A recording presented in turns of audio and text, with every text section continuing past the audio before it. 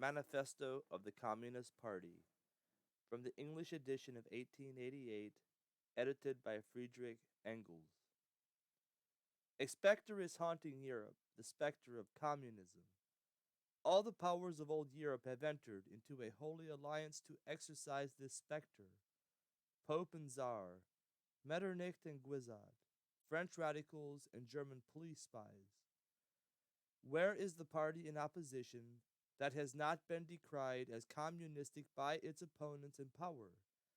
Where is the opposition that has not hurled back the branding reproach of communism against the more advanced opposition parties, as well as against its reactionary adversaries? Two things result from this fact. 1. Communism is already acknowledged by all European powers to be itself a power. 2. It is high time that communists should openly, in the face of the whole world, publish their views, their aims, their tendencies, and meet this nursery tale of the specter of communism with a manifesto of the party itself. To this end, communists of various nationalities have assembled in London and sketched the following manifesto, to be published in the English, French, German, Italian, Flemish, and Danish languages. Bourgeois and proletarians. The history of all hitherto existing societies is the history of class struggles. Free man and slave, patrician and plebeian, lord and serf, guild master and journeyman, in a word, oppressor and oppressed, stood in constant opposition to one another, carried on an uninterrupted, now hidden, now open fight, a fight that each time ended either in a revolutionary reconstitution of society at large or in the common ruin of the contending classes. In the earlier epochs of history, we find almost everywhere a complicated arrangement of society into various orders, a manifold gradation of social rank. In ancient Rome, we have patricians, knights, plebeians, slaves. In the Middle Ages, feudal lords, vassals, guild masters, journeymen, apprentices, serfs. In almost all of these classes, again, subordinate gradations. The modern bourgeois society that has sprouted from the ruins of feudal society has not done away with class antagonisms. It has but established new classes, new conditions of oppression, new forms of struggle in place of the old ones. Our epoch, the epoch of the bourgeoisie, possesses, however, this distinctive feature. It has simplified the class antagonisms. Society as a whole is more and more splitting up into two great hostile camps, into two great classes, directly facing each other, bourgeoisie and proletariat. From the serfs of the Middle Ages sprang the chartered burghers of the earliest towns. From these burgesses, the first elements of the bourgeoisie were developed. The discovery of America, the rounding of the Cape, opened up fresh ground for the rising bourgeoisie. The East Indian and Chinese markets, the colonization of America, trade with the colonies, the increase in the means of exchange and in commodities generally gave to commerce, to navigation, to industry, an impulse never before known, and thereby to the revolutionary element in the tottering feudal society, a rapid development. The feudal system of industry, under which industrial production was monopolized by closed guilds, now no longer sufficed for the growing wants of the new markets. The manufacturing system took its place. The guild masters were pushed on one side by the manufacturing middle class. Division of labor between the different corporate guilds vanished in the face of division of labor in each single workshop. Meantime, the markets kept ever growing, the demand ever rising. Even manufacture no longer sufficed. Thereupon, steam and machinery revolutionized industrial production. The place of manufacture was taken by the giant, modern industry, the place of the industrial middle class by industrial millionaires, the leaders of whole industrial armies, the modern bourgeois. Modern industry has established the world market for which the discovery of America paved the way. This market has given an immense development to commerce, to navigation, to communication by land. This development has, in its time, reacted on the extension of industry, and in proportion as industry, commerce, navigation, railways extended, in the same proportion the bourgeoisie developed, increased its capital, and pushed into the background every class handed down from the Middle Ages. We see, therefore, how the modern bourgeoisie is itself the product of a long course of development, of a series of revolutions in the modes of production and of exchange. Each step in the development of the bourgeoisie was accompanied by a corresponding political advance of that class.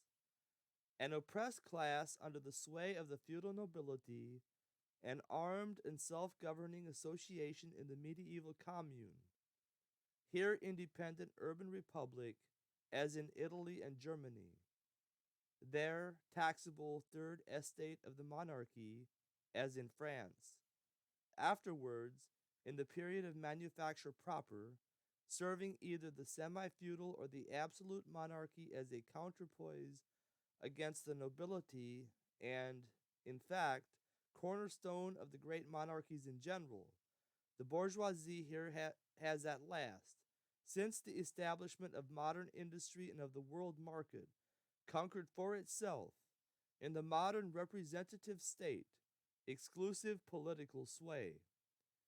The executive of the modern state is but a committee for managing the common affairs of the whole bourgeoisie. The bourgeoisie, historically, has played a most revolutionary part. The bourgeoisie, wherever it has got the upper hand, has put an end to all feudal, patriarchal, idyllic relations. It has pitilessly torn asunder the motley feudal ties that bound man to his natural superiors, and has left remaining no other nexus between man and man than naked self-interest, than callous cash payment. It has drowned the most heavenly ecstasies of religious fervor, of chivalrous enthusiasm, of Philistine sentimentalism, in the icy water of egotistical calculation. It has resolved personal worth into exchange value, and in place of the numberless and indefeasible chartered freedoms, has set up that single unconscionable freedom, free trade.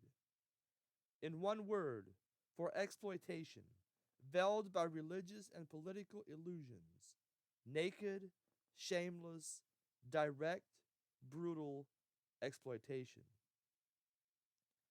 The bourgeoisie has stripped of its halo every occupation hitherto honored and looked up to with reverent awe. It has converted the physician, the lawyer, the priest, the poet, the man of science into its paid wage laborers. The bourgeoisie has torn away from the family its sentimental veil and has reduced the family relation to a mere money relation. The bourgeoisie has disclosed how it came to pass that the brutal display of vigor in the Middle Ages, which reactionists so much admire, found its fitting complement in the most slothful indolence. It has been the first to show what man's activity can bring about. It has accomplished wonders far surpassing Egyptian pyramids, Roman aqueducts, and Gothic cathedrals. It has conducted expeditions that put in the shade all former exoduses of nations and crusades. The bourgeoisie cannot exist without constantly revolutionizing the instruments of production, and thereby the relations of production, and with them the whole relations of society. Conservation of the old modes of production in unaltered form was, on the contrary, the first condition of existence for all earlier industrial classes. Constant revolutionizing of production, uninterrupted disturbance of all social conditions, everlasting uncertainty and agitation distinguish the bourgeois epoch from the all earlier ones. All fixed, fast frozen relations, with their train of ancient and venerable prejudices and opinions, are swept away. All new formed ones become antiquated before they can ossify. All that is solid melts into air. All that is holy is profaned. And man is at last compelled to face with sober senses his real conditions of life and his relations with his kind. The need of a constantly expanding market for its products chases the bourgeoisie over the whole surface of the globe. It must nestle everywhere, settle everywhere, establish connections everywhere. The bourgeoisie has, through its exploitation of the world market, given a cosmopolitan character to production and consumption in every country. To the great chagrin of reactionists, it has drawn from under the feet of industry the national ground on which it stood. All old established national industries have been destroyed or are daily being destroyed. They are dislodged by new industries, whose introduction becomes a life and death question for all civilized nations. By industries that no longer work up indigenous raw material, but raw material drawn from the remotest zones. Industries whose products are consumed, not only at home, but in every quarter of the globe. In place of the old wants, satisfied by the productions of the country, we find new ones, requiring for their satisfaction the products of distant lands and climes. In place of the old local and national seclusion and self-sufficiency, we have intercourse in every direction, universal interdependence of nations. And as in material, so also in intellectual production. The intellectual creations of individual nations have become common property. National one-sidedness and narrow-mindedness become more and more impossible. And from the numerous national and local literatures, there arises a world literature. The bourgeoisie, by the rapid improvement of all instruments of production, by the immensely facilitated means of communication, draws all, even the most barbarian nations into civilization.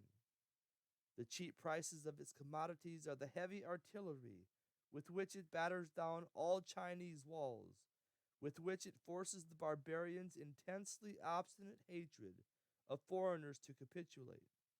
It compels all nations, on pain of extinction, to adopt the bourgeois mode of production. It compels them to introduce what it calls civilization into their midst, that is, to become bourgeois themselves. In one word, it creates a world after its own image. The bourgeoisie has subjected the country to the rule of the towns. It has created enormous cities, has greatly increased the urban population as compared with the rural, and has thus rescued a considerable part of the population from the idiocy of rural life. Just as it has made the country dependent on the towns, so it has made barbarian and semi-barbarian countries dependent on the civilized ones, nations of peasants on nations of bourgeois, the East on the West. The bourgeoisie keeps more and more doing away with the scattered state of the population, of the means of production, and of property. It has agglomerated production and has concentrated property in a few hands. The necessary consequence of this was political centralization, independent or but loosely connected provinces with separate interests, laws, governments, and systems of taxation became lumped together into one nation, with one government, one code of laws, one national class interest, one frontier, and one customs tariff. The bourgeoisie, during its rule of scarce 100 years, has created more massive and more colossal productive forces than have all preceding generations together. Subjection of nature's forces to man, machinery, application of chemistry to industry and agriculture, steam navigation, railways, electric telegraphs, clearing of whole continents for cultivation, canalization of rivers, whole populations conjured out of the ground. What earlier century had even a presentiment that such productive forces slumbered in the lap of social labor? We see, then, the means of production and of exchange, on whose foundation the bourgeoisie built itself up, were generated in feudal society. At a certain stage in the development of these means of production and of exchange, the conditions under which feudal society produced and exchanged, the feudal organization of agriculture and manufacturing industry, in one word, the feudal relations of property became no longer compatible with the already developed productive forces. They became so many fetters. They had to be burst asunder. They were burst asunder. Into their place stepped free competition, accompanied by a social and political constitution adapted to it and by the economical and political sway of the bourgeois class. A similar movement is going on before our eyes. Modern bourgeois society, with its relations of production, of exchange, and of property, a society that has conjured up such gigantic means of production and of exchange, is like the sorcerer, who is no longer able to control the powers of the netherworld, whom he has called up by his spells. For many a decade past, the history of industry and commerce is but the history of the revolt of modern productive forces against modern conditions of production, against the property relations that are the conditions for the existence of the bourgeoisie and of its rule. It is enough to mention the commercial crises that by their periodical return put on its trial, each time more threateningly, the existence of the entire bourgeois society. In these crises, a great part, not only of the existing products, but also of the previously created productive forces, are periodically destroyed. In these crises, there breaks out an epidemic that, in all earlier epochs, would have seemed an absurdity, the epidemic of overproduction. Society suddenly finds itself put back into a state of momentary barbarism.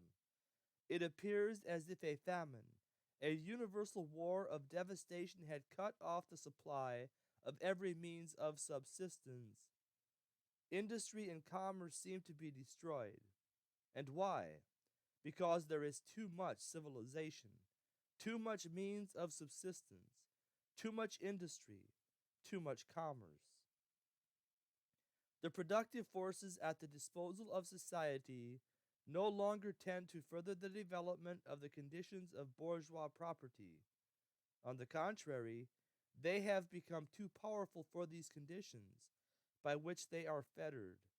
And so, soon as they overcome these fetters, they bring disorder into the whole of bourgeois society, endanger the existence of bourgeois property.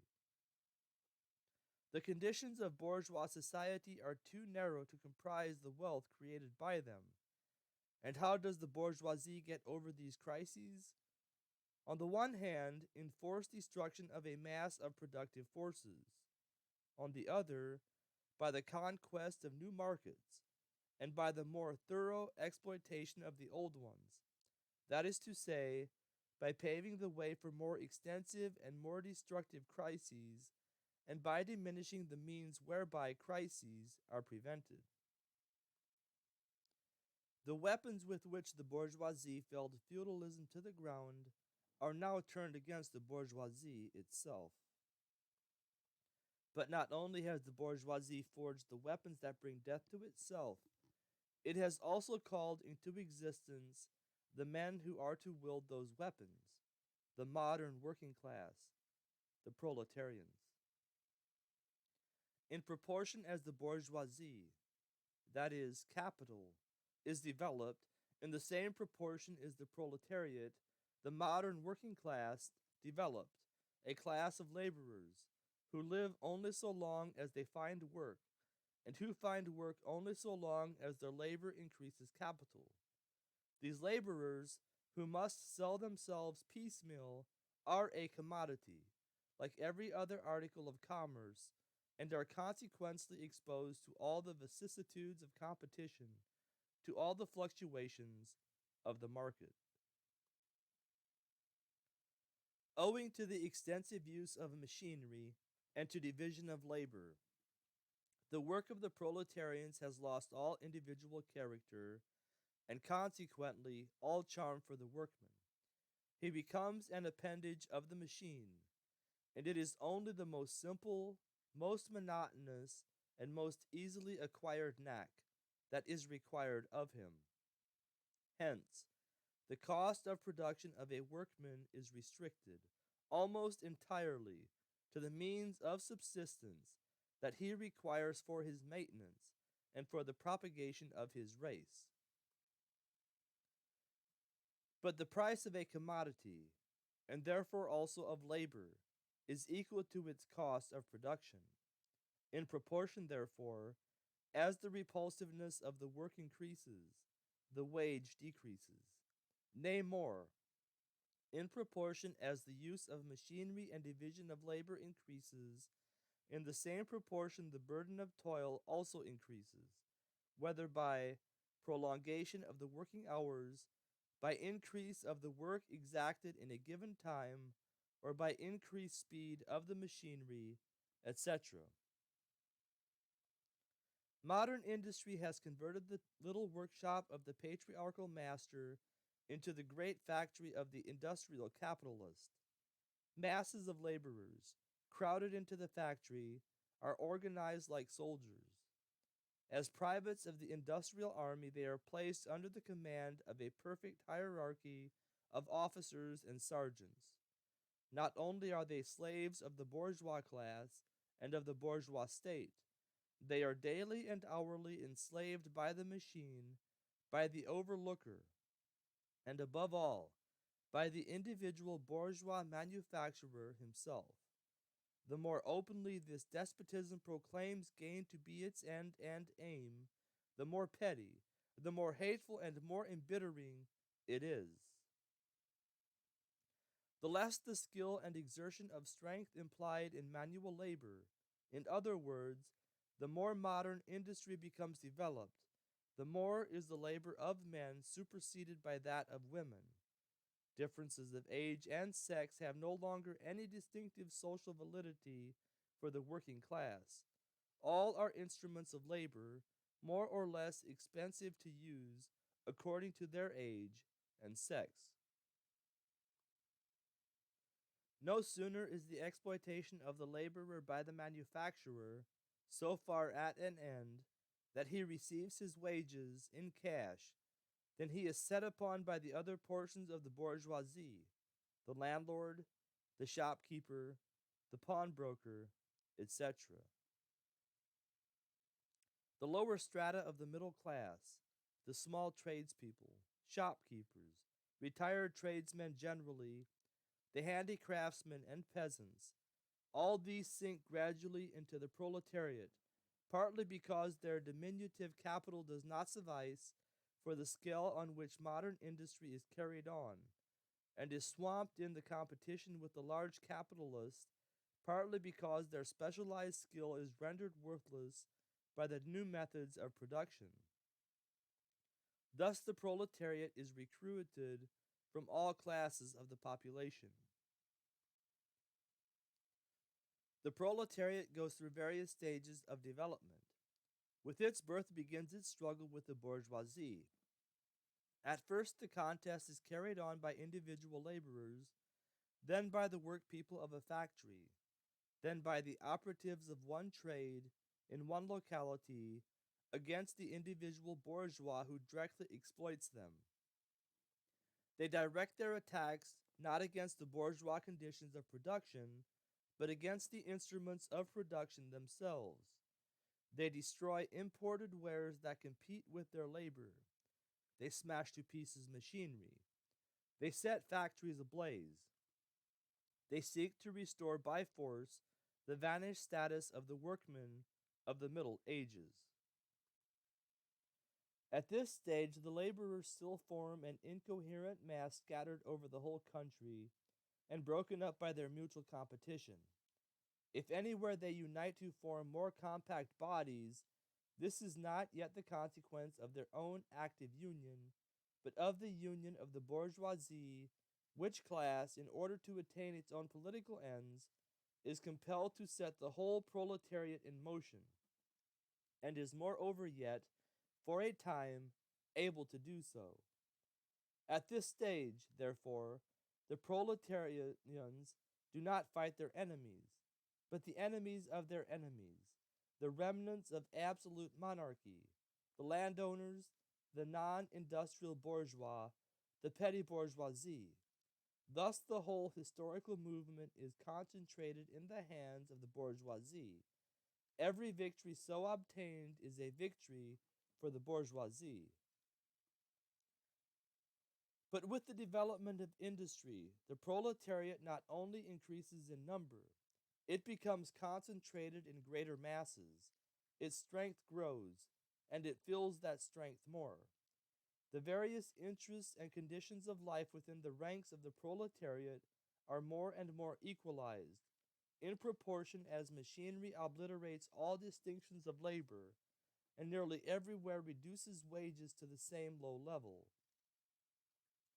The growing competition among the bourgeois and the resulting commercial crisis make the wages of the workers ever more fluctuating.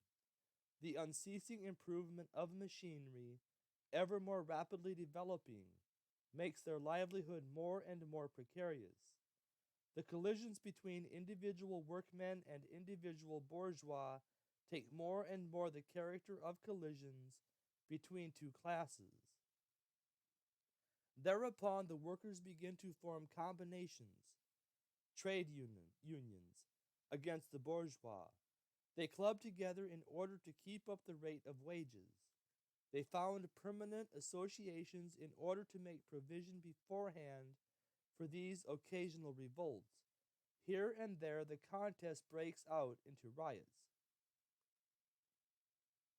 Now and then the workers are victorious, but only for a time.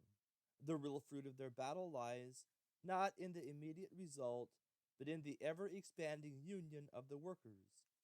This union is helped on by the improved means of communication that are created by modern industry and that place the workers of different localities in contact with one another. It was just this contact that was needed to centralize the numerous local struggles, all of the same character, into one national struggle between classes. But every class struggle is a political struggle, and that union, to attain which the burghers of the Middle Ages, with their miserable highways, required centuries, the modern proletarians, thanks to railways, achieve in a few years. This organization of the proletarians into a class, and consequently into a political party, is continually being upset again by the competition between the workers themselves. But it ever rises up again, stronger, firmer, mightier. It compels legislative recognition of particular interests of the workers by taking advantage of the divisions among the bourgeoisie itself. Thus the 10 Hours Bill in England was carried. Altogether, collisions between the classes of the old society furthered, in many ways, the course of development of the proletariat. The bourgeoisie find itself involved in a constant battle, at first with the aristocracy, later on with those portions of the bourgeoisie itself whose interests have become antagonistic to the progress of industry, at all times with the bourgeoisie of foreign countries. In all these battles, it sees itself compelled to appeal to the proletariat, to ask for its help, and thus to drag it into the political arena. The bourgeoisie itself, therefore, supplies the proletariat with its own instruments of political and general education. In other words, it furnishes the proletariat with weapons for fighting the bourgeoisie. Further, as we have already seen, entire sections of the ruling classes are, by the advance of industry, precipitated into the proletariat, or are at least threatened in their conditions of existence. These also supply the proletariat with fresh elements of enlightenment and progress. Finally, in times when the class struggle nears the decisive hour, the process of dissolution going on within the ruling class, in fact within the whole range of society, assumes such a violent, glaring character that a small section of the ruling class cuts itself adrift and joins the revolutionary class, the class that holds the future in its hands. Just as, therefore, at an earlier period, a section of the nobility went over to the bourgeoisie, so now a portion of the bourgeoisie goes over to the proletariat, and in particular, a portion of the bourgeois ideologists who have raised themselves to the level of comprehending theoretically the historical movement as a whole. Of all the classes that stand face to face with the bourgeoisie today, the proletariat alone is a really revolutionary class. The other classes decay and finally disappear in the face of modern industry. The proletariat is its special and essential product. The lower middle class, the small manufacturer, the shopkeeper, the artisan, the peasant, all these fight against the bourgeoisie to save from extinction their existence as fractions of the middle class. They are therefore not revolutionary, but conservative. Nay, more, they are reactionary, for they try to roll back the will of history. If by chance they are revolutionary, they are so only in view of their impending transfer into the proletariat. They thus defend not their present, but their future interests. They desert their own standpoint to place themselves at that of the proletariat. The dangerous class, the social scum, that passively rotting mass thrown off by the lowest layers of old society, may, here and there, be swept into the movement by a proletarian revolution. Its conditions of life, however, prepare it far more for the part of a bribed tool of reactionary intrigue. In the conditions of the proletariat, those of old society at large are already virtually swamped. The proletarian is without property. His relation to his wife and children has no longer anything in common with the bourgeois family relations. Modern industrial labor, modern subjection to capital, the same in England as in France, in America as in Germany, has stripped him of every trace of national character. Law, morality, religion are to him so many bourgeois prejudices, behind which lurk in ambush just as many bourgeois interests. All the preceding classes that got the upper hand sought to fortify their already acquired status by subjecting society at large to their conditions of appropriation. The proletarians cannot become masters of the productive forces of society except by abolishing their own previous mode of appropriation, and thereby also every other previous mode of appropriation. They have nothing of their own to secure and to fortify. Their mission is to destroy all previous securities for and insurances of individual property. All previous historical movements were movements of minorities, or in the interest of minorities. The proletarian movement is the self-conscious, independent movement of the immense majority, in the interest of the immense majority. The proletariat, the lowest stratum of our present society, cannot stir, cannot raise itself up, without the whole incumbent strata of official society being sprung into the air. Though not in substance, yet in form, the struggle of the proletariat with the bourgeoisie is at first a national struggle. The proletariat of each country must, of course, first of all settle matters with its own bourgeoisie.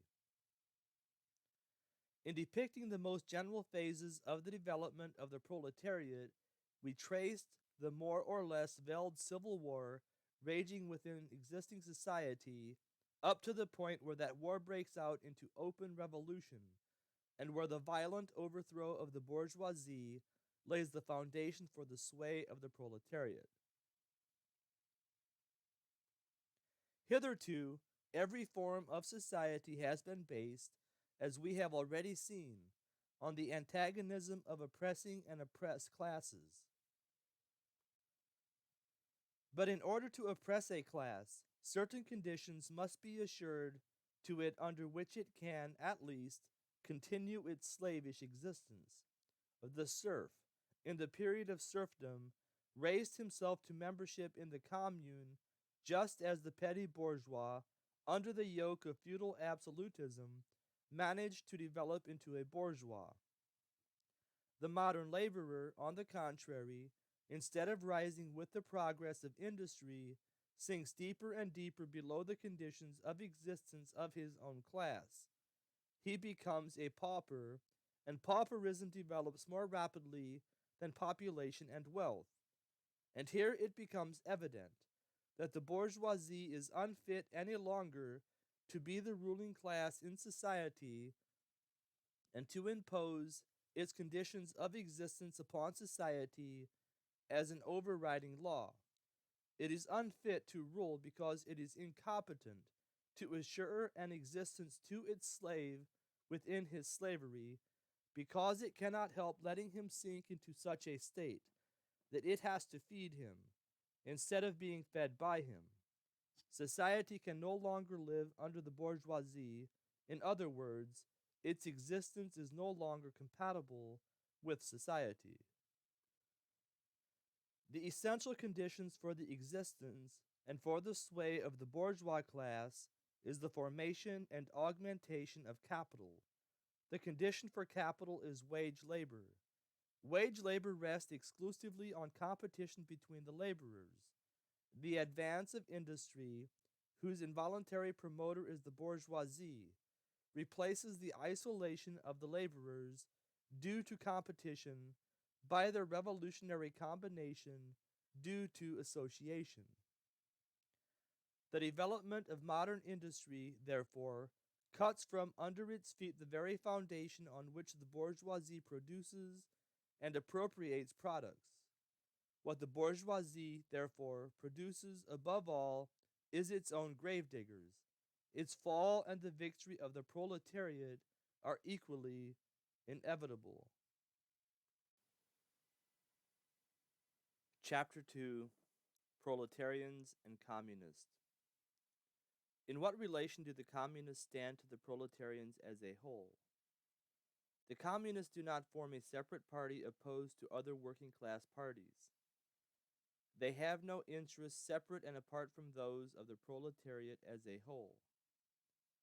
They do not set up any sectarian principles of their own, by which to shape and mold the proletarian movement. The communists are distinguished from the other working class parties by this only. 1. In the national struggles of the proletarians of the different countries, they point out and bring to the front the common interest of the entire proletariat, independently of all nationality. 2. In the various stages of development which the struggle of the working class against the bourgeoisie has to pass through, they always and everywhere represent the interest of the movement as a whole. The communists, therefore, are on the one hand, practically, the most advanced and resolute section of the working class parties of every country, that section which pushes forward all others. On the other hand, theoretically, they have over the great mass of the proletariat the advantage of clearly understanding the line of march, the conditions, and the ultimate general results of the proletarian movement. The immediate aim of the communists is the same as that of all the other proletarian parties: formation of the proletariat into a class, overthrow of the bourgeois supremacy, conquest of political power by the proletariat. The theoretical conclusions of the communists are in no way based on ideas or principles that have been invented or discovered by this or that would-be universal reformer. They merely express, in general terms, actual relations springing from an existing class struggle, from a historical movement going on under our very eyes. The abolition of existing property relations is not at all a distinctive feature of communism. All property relations in the past have continually been subject to historical change consequent upon the change in historical conditions. The French Revolution, for example, abolished feudal property in favor of bourgeois property. The distinguishing feature of communism is not the abolition of property generally, but the abolition of bourgeois property. But modern bourgeois private property is the final and most complete expression of the system of producing and appropriating products that is based on class antagonisms, on the exploitation of the many by the few. In this sense, the theory of the communists may be summed up in the single sentence: abolition of private property. We communists have been reproached with the desire of abolishing the right of personally acquiring property as the fruit of a man's own labor, which property is alleged to be the groundwork of all personal freedom, activity, and independence. Hard-won, self-acquired, self-earned property? Do you mean the property of the petty artisan and of the small peasant, a form of property that preceded the bourgeois form? There is no need to abolish that. The development of industry has to a great extent already destroyed it, and is still destroying it daily. Or do you mean modern bourgeois private property? But does wage labor create any property for the laborer? Not a bit. It creates capital.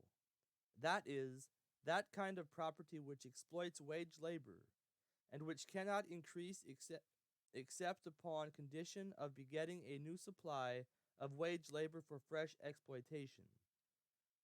Property, in its present form, is based on the antagonism of capital and wage labor. Let us examine both sides of this antagonism.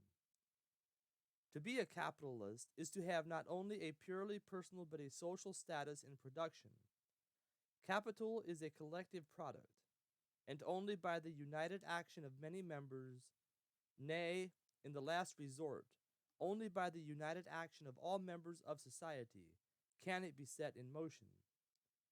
Capital is, therefore, not a personal, it is a social power. When, therefore, capital is converted into common property, into the property of all members of society, personal property is not thereby transformed into social property. It is only the social character of the property that is changed, it loses its class character. Let us now take wage labor. The average price of wage labor is the minimum wage, that is, that quantum of the means of subsistence, which is absolutely requisite in bare existence as a laborer. What, therefore, the wage laborer appropriates by means of his labor merely suffices to prolong and reproduce a bare existence. We by no means intend to abolish this personal appropriation of the products of labor, an appropriation that is made for the maintenance and reproduction of human life, and that leaves no surplus wherewith to command the labor of others. All that we want to do away with is the miserable character of this appropriation, under which the laborer lives merely to increase capital and is allowed to live only in so far as the interest of the ruling class requires it. In bourgeois society, living labor is but a means to increase accumulated labor. In communist society, accumulated labor is but a means to widen, to enrich, to promote the existence of the laborer. In bourgeois society, therefore, the past dominates the present. In communist society, the present dominates the past. In bourgeois society, capital is independent and has individuality, while the living person is dependent and has no individuality. And the abolition of this state of things is called by the bourgeois abolition of individuality and freedom, and rightly so. The abolition of bourgeois individuality, bourgeois independence, and bourgeois freedom is undoubtedly aimed at. By freedom is meant, under the present bourgeois conditions of production, free trade, free selling and buying. But if selling and buying disappears, free selling and buying disappears also. This talk about free selling and buying, and all the other brave words of our bourgeoisie about freedom in general, have a meaning, if any, only in contrast with restricted selling and buying, with the fettered traders of the Middle Ages, but have no meaning when opposed to the communistic abolition of buying and selling, of the bourgeois conditions of production, and of the bourgeoisie itself. You are horrified at our intending to do away with private property. But in your existing society, private property is already done away with for 9/10 of the population. Its existence for the few is solely due to its non-existence in the hands of those 9/10. You reproach us, therefore, with intending to do away with a form of property, the necessary condition for whose existence is the non-existence of any property for the immense majority of society. In one word, you reproach us with intending to do away with your property. Precisely so. That is just what we intend. From the moment when labor can no longer be converted into capital, money, or rent, into a social power capable of being monopolized, that is, from the moment when the individual property can no longer be transformed into bourgeois property, into capital, from that moment, you say individuality vanishes. You must, therefore, confess that by individual you mean no other person than the bourgeois, than the middle class owner of property. This person must, indeed, be swept out of the way and made impossible. Communism deprives no man of the power to appropriate the products of society. All that it does is to deprive him of the power to subjugate the labor of others by means of such appropriation. It has been objected that upon the abolition of private property all work will cease, and universal laziness will overtake us. According to this, bourgeois society ought long ago to have gone to the dogs through sheer idleness. For those of its members who work acquire nothing, and those who acquire anything do not work. The whole of this objection is but another expression of the tautology, that there can no longer be any wage labor when there is no longer any capital.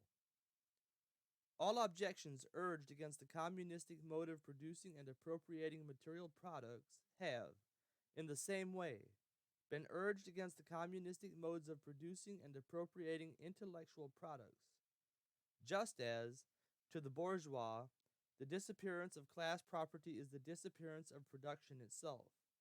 So the disappearance of class culture is to him identical with the disappearance of all culture. That culture, the loss of which he laments, is, for the enormous majority, a mere training to act as a machine. But don't wrangle with us so long as you apply, to our intended abolition of bourgeois property, the standard of your bourgeois notions of freedom, culture, law, etc.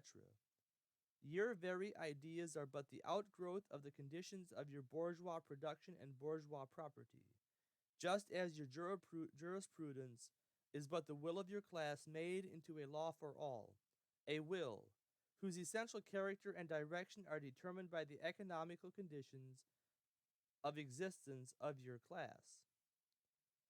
The selfish misconception that induces you to transform into eternal laws of nature and of reason, the social form springing from your present mode of production and form of property, historical relations that rise and disappear in the progress of production. This misconception you share with every ruling class that has preceded you. What you see clearly in the case of ancient property, what you admit in the case of feudal property, you are of course forbidden to admit in the case of your own bourgeois form of property. Abolition of the family. Even the most radical flare up at this infamous proposal of the communists. On what foundation is the present family, the bourgeois family, based? On capital, on private gain. In its completely developed form, this family exists only among the bourgeoisie.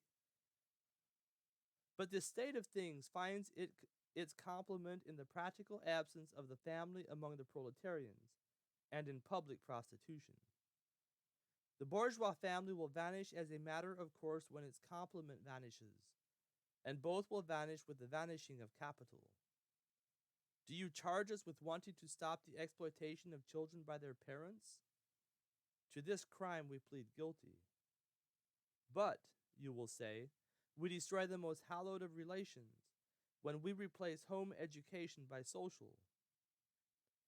And your education, is not that also social, and determined by the social conditions under which you educate, by the intervention, direct or indirect, of society by means of schools, etc.?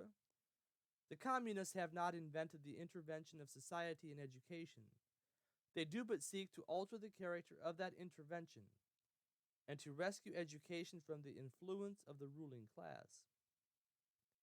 The bourgeois claptrap about the family and education, about the hallowed correlation of parent and child, becomes all the more disgusting, the more, by the action of modern industry, all family ties among the proletarians are torn asunder, and their children transformed into simple articles of commerce and instruments of labor. But you communists would introduce community of women, screams the whole bourgeoisie in chorus. The bourgeois sees in his wife a mere instrument of production.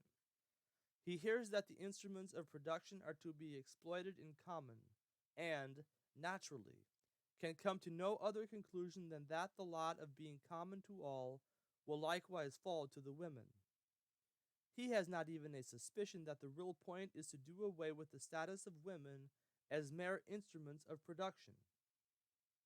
For the rest, nothing is more ridiculous than the virtuous indignation of our bourgeois at the community of women which, they pretend, is to be openly and officially established by the communists. The communists have no need to introduce community of women. It has existed almost from time immemorial. Our bourgeois, not content with having the wives and daughters of their proletarians at their disposal, not to speak of common prostitutes, take the greatest pleasure in seducing each other's wives. Bourgeois marriage is in reality a system of wives in common, and thus, at the most, what the communists might possibly be reproached with is that they desire to introduce, in substitution for a hypocritically concealed an openly legalized community of women. For the rest, it is self-evident that the abolition of the present system of production must bring with it the abolition of the community of women springing from that system, that is, of prostitution, both public and private. The communists are further reproached with desiring to abolish countries and nationality. The working men have no country. We cannot take from them what they have not got. Since the proletariat must first of all acquire political supremacy, must rise to be the leading class of the nation, must constitute itself the nation, it is, so far, itself national, though not in the bourgeois sense of the word. National differences and antagonisms between people are daily more and more vanishing, owing to the development of the bourgeoisie, to freedom of commerce, to the world market, to uniformity in the mode of production and in the conditions of life corresponding thereto.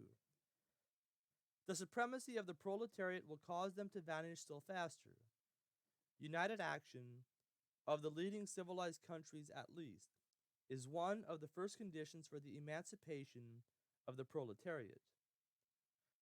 In proportion as the exploitation of one individual by another is put an end to, the exploitation of one nation by another will also be put an end to.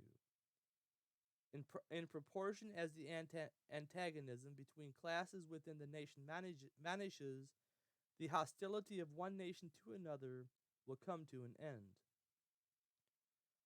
The charges against communism made from a religious, a philosophical, and, generally, from an ideological standpoint are not deserving of serious examination. Does it require deep intuition to comprehend that man's ideas, views, and conceptions, in one word, man's consciousness, changes with every change in the conditions of his material existence, in his social relations, and in his social life? What else does the history of ideas prove than that intellectual production changes its character in proportion as material production is changed? The ruling ideas of each age have ever been the ideas of its ruling class. When people speak of ideas that revolutionize society, they do but express the fact that within the old society, the elements of a new one have been created, and that the dissolution of the old ideas keeps even pace with the dissolution of the old conditions of existence. When the ancient world was in its last throes, the ancient religions were overcome by Christianity. When Christian ideas succumbed in the 18th century to rationalist ideas, feudal society fought its death battle with the then revolutionary bourgeoisie. The ideas of religious liberty and freedom of conscience merely gave expression to the sway of free competition within the domain of knowledge. Undoubtedly, it will be said, religious, moral, philosophical, and juridical ideas have been modified in the course of historical development, but religion, morality, philosophy, political science, and law constantly survive this change. There are, besides, eternal truths such as freedom, justice, etc., that are common to all states of society. But communism abolishes eternal truths. It abolishes all religion and all morality instead of constituting them on a new basis. It therefore acts in contradiction to all past historical experience. What does this accusation reduce itself to? The history of all past society has consisted in the development of class antagonisms that assume different forms at different epochs. But whatever form they may have taken, one fact is common to all past ages. For example, the exploitation of one part of society by the other. No wonder, then, that the social consciousness of past ages, despite all the multiplicity and variety it displays, moves within certain common forms or general ideas, which cannot completely vanish except with the total disappearance of class antagonisms. The communist revolution is the most radical rupture with traditional property relations. No wonder that its development involves the most radical rupture with traditional ideas. But let us have done with the bourgeois objections to communism. We have seen above that the first step in the revolution by the working class is to raise the proletariat to the position of ruling as to win the battle of democracy. The proletariat will use its political supremacy to wrest, by degrees, all capital from the bourgeoisie, to centralize all instruments of production in the hands of the state, that is, of the proletariat organized as the ruling class, and to increase the total of productive forces as rapidly as possible. Of course, in the beginning, this cannot be effected except by means of despotic inroads of the rights of property, and on the conditions of bourgeois production, by means of measures, therefore, which appear economically insufficient and untenable, but which, in the course of the movement, outstrip themselves, necessitate further inroads upon the old social order, and are unavoidable as a means of entirely revolutionizing the mode of production. These measures will, of course, be different in different countries. Nevertheless, in the most advanced countries, the following will be pretty generally applicable. Number 1. Abolition of property in land and application of all rents of land to public purposes. Number 2. A heavy progressive or graduated income tax. Number 3. Abolition of all right of inheritance. Number 4. Confiscation of the property of all emigrants and rebels. Number 5. Centralization of credit in the hands of the state by means of a national bank with state capital and an exclusive monopoly. Number 6. Centralization of the means of communication and transport in the hands of the state. Number 7. Extension of factories and instruments of production owned by the state, the bringing into cultivation of wastelands, and the improvement of the soil generally in accordance with a common plan. Number 8. Equal liability of all to labor, establishment of industrial armies, especially for agriculture. Number 9.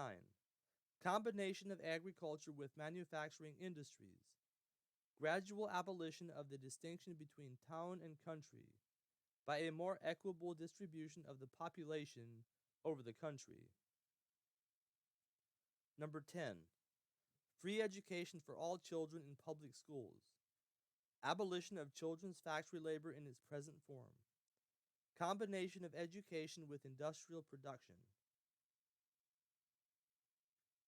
When, in the course of development, class distinctions have disappeared, and all production has been concentrated in the hands of a vast association of the whole nation, the public power will lose its political character. Political power, properly so called, is merely the organized power of one class for oppressing another. If the proletariat during its contest with the bourgeoisie is compelled, by the force of circumstances, to organize itself as a class, if, by means of a revolution, it makes itself the ruling class and, as such, sweeps away by force the old conditions of production, then it will, along with these conditions, have swept away the conditions for the existence of class antagonisms and of classes generally, and will thereby have abolished its own supremacy as a class. In place of the old bourgeois society, with its classes and class antagonisms, we shall have an association, in which the free development of each is the condition for the free development of all. Chapter 3. Socialist and Communist Literature. Number 1. Reactionary Socialism. A. Feudal Socialism. Owing to their historical position, it became the vocation of the aristocracies of France and England to write pamphlets against modern bourgeois society. In the French Revolution of July 1830 and in the English Reform agitation, These aristocracies again succumbed to the hateful upstart. Thenceforth, a serious political contest was altogether out of the question. A literary battle alone remained possible. But even in the domain of literature, the old cries of the Restoration period had become impossible. In order to arouse sympathy, the aristocracy were obliged to lose sight, apparently, of their own interest, and to formulate their indictment against the bourgeoisie in the interest of the exploited working class alone. Thus the aristocracy took their revenge by singing lampoons on their new master, and whispering in his ears sinister prophecies of coming catastrophe. In this way arose feudal socialism, half lamentation, half lampoon, half echo of the past, half menace of the future. At times, by its bitter, witty, and incisive criticism, striking the bourgeoisie to the very heart's core, but always ludicrous in its effect, through total incapacity to comprehend the march of modern history. The aristocracy, in order to rally the people to them, waved the proletarian alms bag in front for a banner, but the people, so often as it joined them, saw on their hindquarters the old feudal coats of arms, and deserted with loud and irreverent laughter. One section of the French Legitimist and Young England exhibited this spectacle. In pointing out that their mode of exploitation was different to that of the bourgeoisie, the feudalists forget that they exploited under circumstances and conditions that were quite different, and that are now antiquated. In showing that, under their rule, the modern proletariat never existed, they forget that the modern bourgeoisie is the necessary offspring of their own form of society. For the rest, so little do they conceal the reactionary character of their criticism that their chief accusation against the bourgeoisie amounts to this: that under the bourgeois regime a class is being developed, which is destined to cut up root and branch the old order of society. What they upbraid the bourgeoisie with is not so much that it creates a proletariat as that it creates a revolutionary proletariat.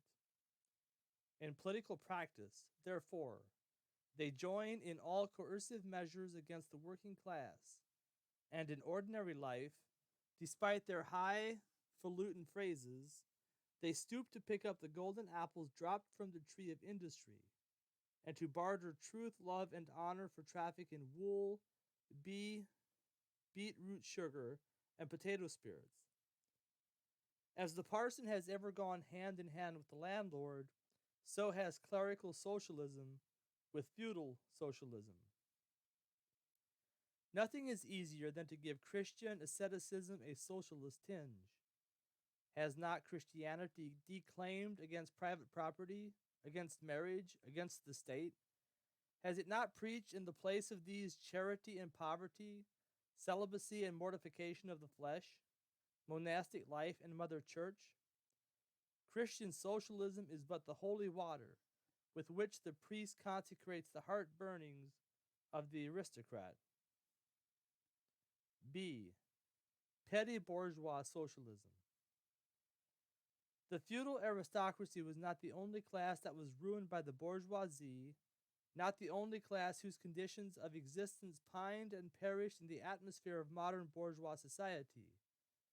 The medieval burgesses and the small peasant proprietors were the precursors of the modern bourgeoisie. In those countries which are but little developed, industrially and commercially, these two classes still vegetate side by side with the rising bourgeoisie. In countries where modern civilization has become fully developed, a new class of petty bourgeois has been formed, fluctuating between proletariat and bourgeoisie, and ever renewing itself as a supplementary part of bourgeois society. The individual members of this class, however, are being constantly hurled down into the proletariat by the action of competition, and, as modern industry develops, They even see the moment approaching when they will completely disappear as an independent section of modern society, to be replaced in manufacturers, agriculture and commerce by overlookers, bailiffs, and shopmen. In countries like France, where the peasants constitute far more than half of the population, it was natural that writers who sided with the proletariat against the bourgeoisie should use, in their criticism of the bourgeois regime, the standard of the peasant and petty bourgeois, and from the standpoint of these intermediate classes should take up the cudgels for the working class. Thus arose petty bourgeois socialism. Sismondi was the head of this school not only in France but also in England. This school of socialism dissected with great acuteness the contradictions in the condition of modern production. It laid bare the hypocritical apologies of economists. It proved incontrovertibly the disastrous effects of machinery and division of labor, the concentration of capital and land in a few hands, overproduction and crises. It pointed out the inevitable ruin of the petty bourgeois and peasant, the misery of the proletariat, the anarchy in production, the crying inequalities in the distribution of wealth, the industrial war of extermination between nations, the dissolution of old moral bonds, of the old family relations, of the old nationalities.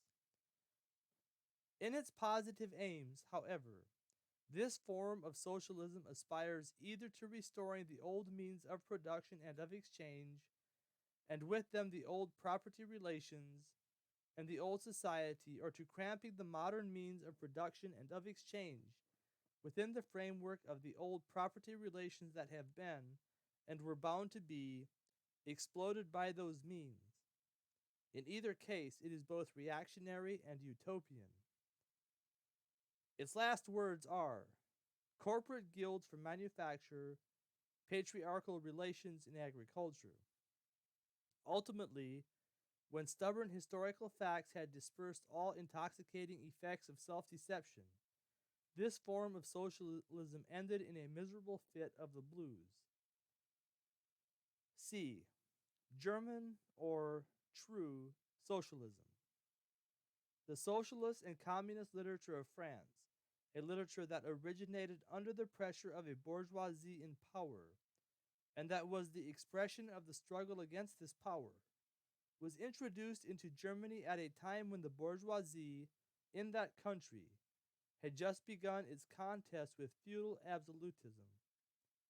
German philosophers, would-be philosophers, and beaux spirits eagerly seized on this literature, only forgetting that when these writings immigrated from France into Germany, French social conditions had not immigrated along with them.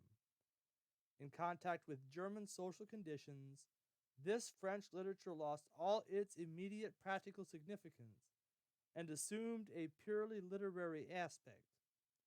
Thus, to the German philosophers of the 18th century, the demands of the First French Revolution were nothing more than the demands of practical reason in general, and the utterance of the will of the revolutionary French bourgeoisie signified in their eyes the law of pure will, of will as it was bound to be, of true human will generally.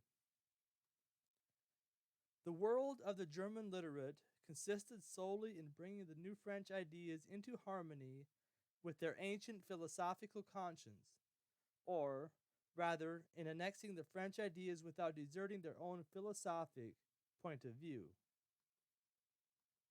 This annexation took place in the same way in which a foreign language is appropriated, namely, by translation. It is well known how the monks wrote silly lies of Catholic saints over the manuscripts on which the classical works of ancient heathendom had been written. The German literate reversed this process with the profane French literature. They wrote their philosophical nonsense beneath the French original. For instance, beneath the French criticism of the economic functions of money, they wrote alienation of humanity, and beneath the French criticism of the bourgeois state, they wrote dethronement of the category of the general, and so forth. The introduction of these philosophical phrases at the back of the French historical criticisms they dubbed philosophy of action, true socialism, German science of socialism, philosophical foundation of socialism, and so on. The French socialist and communist literature was thus completely emasculated, and, since it ceased in the hands of the German to express the struggle of one class with the other, he felt conscious of having overcome French one-sidedness and of representing not true requirements, but the requirements of truth, not the interest of the proletariat, but the interest of human nature, of man in general, who belongs to no class, has no reality, who exists only in the misty realm of philosophical fantasy. This German socialism, which took its schoolboy task so seriously and solemnly, and extolled its poor stock in trade in such mountebank fashion, meanwhile gradually lost its pedantic innocence.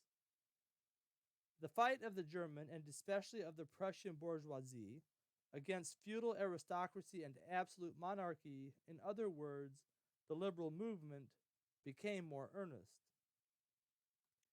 By this, the long-wished-for opportunity was offered to true socialism of confronting the political movement with the socialist demands, of hurling the traditional anathemas against liberalism, against representative government, against bourgeois competition, bourgeois freedom of the press, bourgeois legislation, bourgeois liberty and equality, and of preaching to the masses that they had nothing to gain and everything to lose by the bourgeois movement. German socialism forgot, in the nick of time, that the French criticism, whose silly echo it was, presupposed the existence of modern bourgeois society with its corresponding economic conditions of existence, and the political constitution adapted thereto, the very things whose attainment was the object of the pending struggle in Germany. To the absolute governments, with their following of parsons, professors, country squires, and officials, it served as a welcome scarecrow against the threatening bourgeoisie. It was a sweet finish after the bitter pills of floggings and bullets with which these same governments, just at that time, dosed the German working class risings. While this true socialism thus served the governments as a weapon for fighting the German bourgeoisie, it, at the same time, directly represented a reactionary interest, the interest of the German Philistines. In Germany, the petty bourgeois class, a relic of the 16th century, and since then constantly cropping up again under various forms, is the real social basis of the existing state of things. To preserve this class is to preserve the existing state of things in Germany. The industrial and political supremacy of the bourgeoisie threatens it with certain destruction. On the one hand, from the concentration of capital, on the other, from the rise of a revolutionary proletariat. True socialism appeared to kill these two birds with one stone. It spread like an epidemic. The robe of speculative cobwebs, embroidered with flowers of rhetoric, steeped in the dew of sickly sentiment, this transcendental robe in which the German socialists wrapped their sorry eternal truth, all skin and bone, served to wonderfully increase the sale of their goods amongst such a public. And on its part, German socialism recognized more and more its own calling as the bombastic representative of the petty bourgeois Philistine. It proclaimed the German nation to be the model nation, and the German petty Philistine to be the typical man. To every villainous meanness of this model man it gave a hidden, higher socialistic interpretation, the exact contrary of its real character. It went to the extreme length of directly opposing the brutally destructive tendency of communism, and of proclaiming its supreme and impartial contempt of all class struggles. With very few exceptions, all the so-called socialist and communist publications that now, 1847, circulate in Germany belong to the domain of this foul and enervating literature. 2. Conservative or bourgeois socialism. A part of the bourgeoisie is desirous of redressing social grievances in order to secure the continued existence of bourgeois society. To this section belong economists, philanthropists, humanitarians, improvers of the condition of the working class, organizers of charity, members of societies for the prevention of cruelty to animals, temperance fanatics, hole and corner reformers of every imaginable kind. This form of socialism has, moreover, been worked out into complete systems. We may cite Proudhon's Philosophie de la Misère as an example of this form. The socialistic bourgeois want all the advantages of modern social conditions without the struggles and dangers necessarily resulting therefrom. They desire the existing state of society minus its revolutionary and disintegrating elements. They wish for a bourgeoisie without a proletariat. The bourgeoisie naturally conceives the world in which it is supreme to be the best, and bourgeois socialism develops this comfortable conception into various, more or less complete systems. In requiring the proletariat to carry out such a system, and thereby to march straightway into the social New Jerusalem, it but requires in reality that the proletariat should remain within the bounds of existing society, but should cast away all its hateful ideas concerning the bourgeoisie. A second and more practical, but less systematic, form of this socialism sought to depreciate every revolutionary movement in the eyes of the working class, by showing that no mere political reform, but only a change in the material conditions of existence, in economic relations, could be of any advantage to them. By changes in the material conditions of existence, this form of socialism, however, by no means understands abolition of the bourgeois relations of production, an abolition that can be effected only by a revolution, but administrative reforms, based on the continued existence of these relations. Reforms, therefore, that in no respect affect the relations between capital and labor, but, at the best, lessen the cost and simplify the administrative work of bourgeois government. Bourgeois socialism attains adequate expression when, and only when, it becomes a mere figure of speech. Free trade, for the benefit of the working class. Productive duties, for the benefit of the working class. Prison reform, for the benefit of the working class. This is the last word and the only seriously meant word of bourgeois socialism. It is summed up in the phrase, the bourgeois is a bourgeois, for the benefit of the working class. 3. Critical utopian socialism and communism. We do not here refer to that literature which, in every great modern revolution, has always given voice to the demands of the proletariat, such as the writings of Babeuf and others. The first direct attempts of the proletariat to attain its own end, made in times of universal excitement, when feudal society was being overthrown, these attempts necessarily failed, owing to the then undeveloped state of the proletariat, as well as to the absence of the economic conditions for its emancipation, conditions that had yet to be produced, and could be produced by the impending bourgeois epoch alone.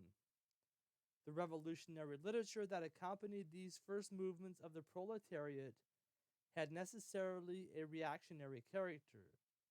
It inculcated universal asceticism and social leveling in its crudest form. The socialist and communist systems, properly so called, those of Saint Simon, Fourier, Owen, and others, spring into existence in the early undeveloped period described above of the struggle between proletariat and bourgeoisie.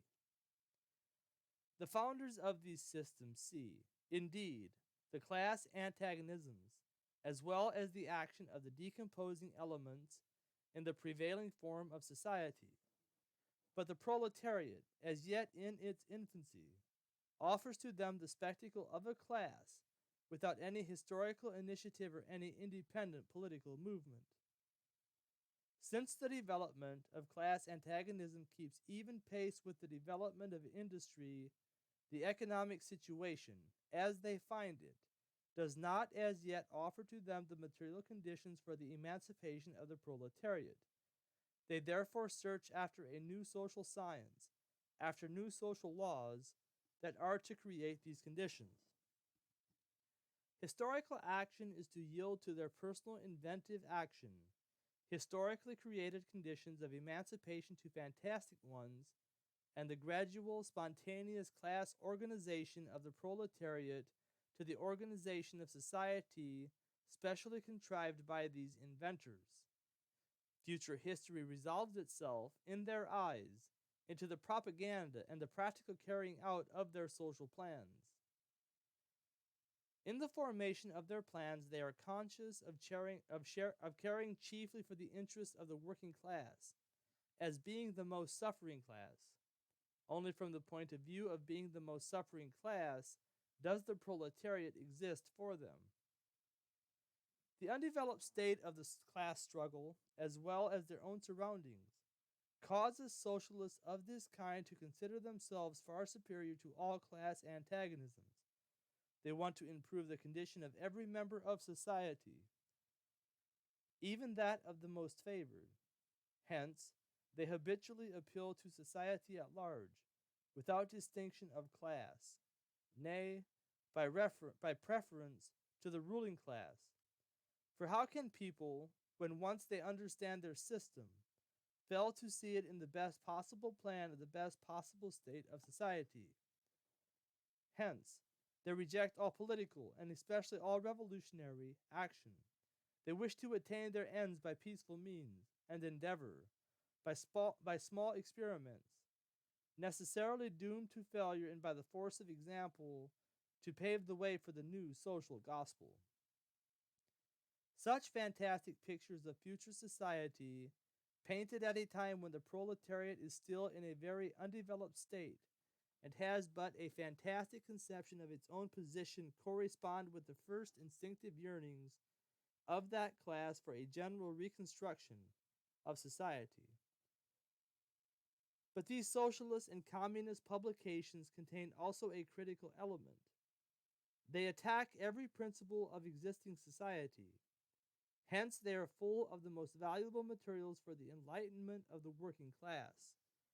The practical measures proposed in them, such as the abolition of the distinction between town and country, of the family, of the carrying on of industries for the account of private individuals, and of the wage system, the proclamation of social harmony, the conversion of the functions of the state into a mere superintendence of production, all these proposals point solely to the disappearance of class antagonisms which were, at that time, only just cropping up, and which, in these publications, are recognized in their earliest, indistinct, and undefined forms only. These proposals, therefore, are of a purely utopian character. The significance of critical utopian socialism and communism bears an inverse relation to the historical development. In proportion as the modern class struggle develops and takes definite shape, this fantastic standing apart from the contest, these fantastic attacks on it, lose all practical value and all theoretical justification. Therefore, although the originators of these systems were, in many respects, revolutionary, Their disciples have, in every case, formed mere reactionary sects. They hold fast by the original view of their masters, in opposition to the progressive historical development of the proletariat. They, therefore, endeavor, and that consistently, to deaden the class struggle and to reconcile the class antagonisms. They still dream of experimental realization of their social utopias, of founding isolated philanthropists, of establishing home colonies, of setting up a little Icaria, duodecimo editions of the New Jerusalem, and to realize all these castles in the air. They are compelled to appeal to the feelings and purses of the bourgeois. By degrees, they sink into the category of the reactionary conservative socialists depicted above, differing from these only by more systematic pedantry and by their fanatical and superstitious belief in the miraculous effects of their social science.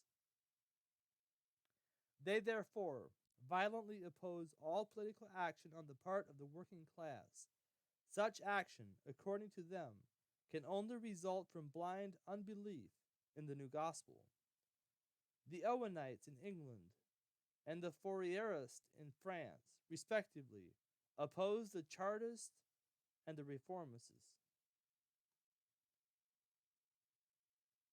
Chapter 4. Position of the Communists in relation to the various existing opposition parties. Section 2 has made clear the relations of the Communists to the existing working class parties, such as the Chartists in England and the agrarian reformers in America. The Communists fight for the attainment of the immediate aims, for the enforcement of the momentary interests of the working class. But in the movement of the present, they also represent and take care of the future of that movement. In France, the Communists ally themselves with the Social Democrats against the conservative and radical bourgeoisie, reserving, however, the right to take up a critical position in regard to phrases and illusions traditionally handed down from the Great Revolution. In Switzerland, they support the radicals, without losing sight of the fact that this party consists of antagonistic elements, partly of democratic socialists, in the French sense, partly of radical bourgeois. In Poland, they support the party that insists on an agrarian revolution as the prime condition for national emancipation, that party which fomented the insurrection of Krakow in 1846. In Germany, they fight with the bourgeoisie whenever it acts in a revolutionary way, against the absolute monarchy, the feudal squirearchy, and the petty bourgeoisie. But they never cease, for a single instance, to instill into the working class the clearest possible recognition of the hostile antagonism between bourgeoisie and proletariat, in order that the German workers may straightway use, as so many weapons against the bourgeoisie, the social and political conditions that the bourgeoisie must necessarily introduce along with its supremacy, and in order that, after the fall of the reactionary classes in Germany, the fight against the bourgeoisie itself may immediately begin. The Communists turn their attention chiefly to Germany, because that country is on the eve of a bourgeois revolution that is bound to be carried out under more advanced conditions of European civilization, and with a much more developed proletariat than that of England was in the 17th and of France in the 18th century, and because the bourgeois revolution in Germany will be but the prelude to an immediately following proletarian revolution. In short, the Communists everywhere support every revolutionary movement against the existing social and political order of things.